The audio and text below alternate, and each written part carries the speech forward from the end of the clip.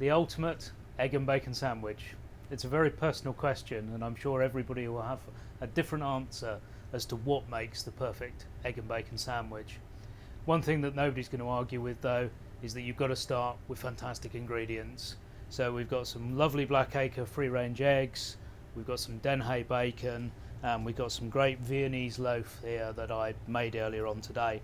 And this is my ultimate egg and bacon sandwich. Dan and I were arguing earlier on about the need for sauce or not, and I'm a tomato and Dijon man, so that's the way we're going to go with this.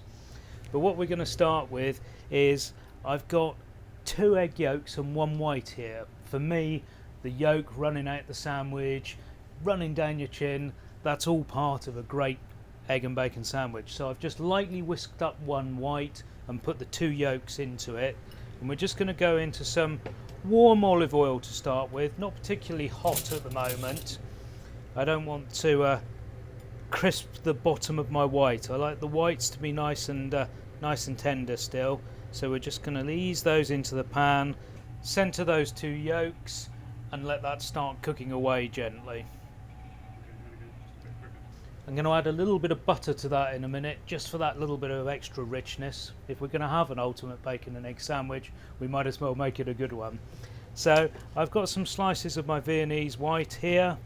I've got my bacon that I'm just going to pop under the grill. And I'm going to get some butter. I've got some nice salted West Country butter here. A little bit of sea salt in the butter that we use. Reasonably thick on the butter. And we're just going to butter the other slice as well. Certainly part of the debate is whether you go for streaky bacon, whether you go for back bacon.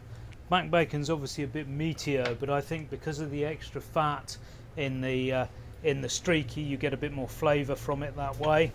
So for me, streaky is my preference, and I do like smoked bacon rather than green bacon.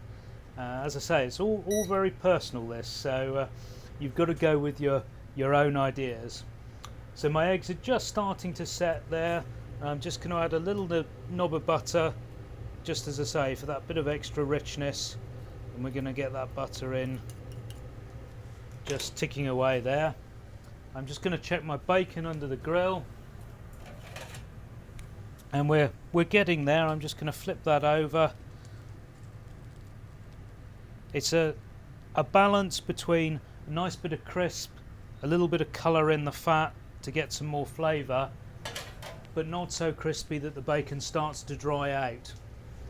So I'm just looking at my eggs here. They're coming along nicely. Just knock the heat down on that slightly.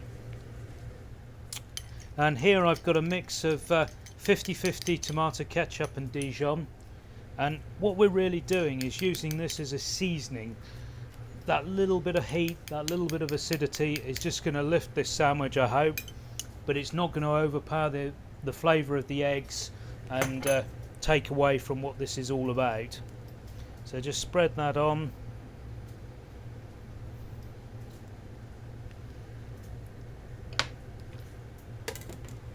My eggs are starting to look good there. They're just about set up, so I'm just pulling those off the heat just to finish. And we're going to season that with a little bit of coarse sea salt, some Maldon sea salt, nice grind of black pepper, and I can hear my bacon spitting away, so I think we're probably fairly close on that.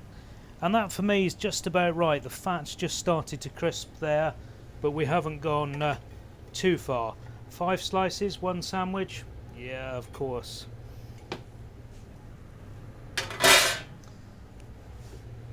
So we're just going to lay this onto the bread.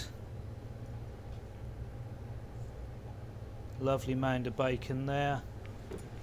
And we're going to take our egg here. The white's just set on this. It's